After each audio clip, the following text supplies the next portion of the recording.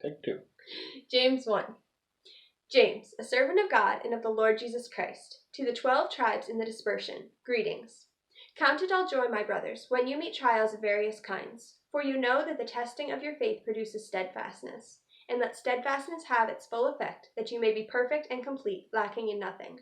If any of you lacks wisdom, let him ask God, who gives generously to all without reproach, and it will be given him. But let him ask in faith with no doubting, for the one who doubts is like a wave of the sea that is driven and tossed by the wind.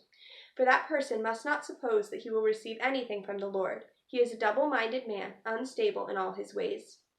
Let the lowly brother boast in his exaltation, and the rich in his humiliation, because like a flower of the grass he will pass away. For the sun rises with its scorching heat, and withers the grass, its flower falls, and its beauty perishes. So also will the rich man fade away in the midst of his pursuits. Blessed is the man who remains steadfast under trial, for when he has stood the test, he will receive the crown of life which God has promised to those who love him. Let no one say when he is tempted, I am being tempted by God. For God cannot be tempted with evil, and he himself tempts no one. But each one is tempted when he is lured and enticed by his own desire. Then desire, when it has conceived, gives birth to sin, and sin, when it is fully grown, brings forth death. Do not be deceived, my beloved brothers.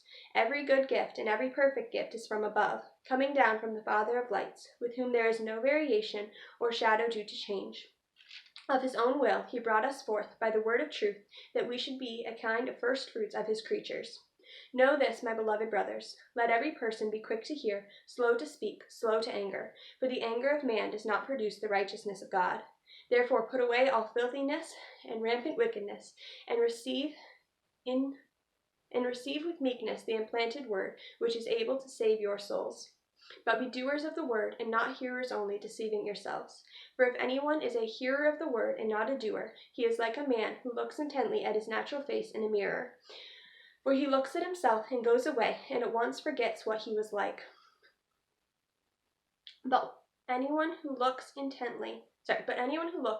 the perfect law, the law of liberty, and perseveres, being no hearer who forgets, but a doer who acts, he will be blessed in his doing.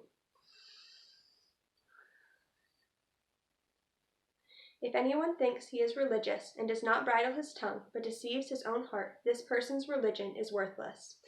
Religion that is pure and undefiled before God the Father is this, to visit the orphans and widows in their affliction, and to keep oneself unstained from the world.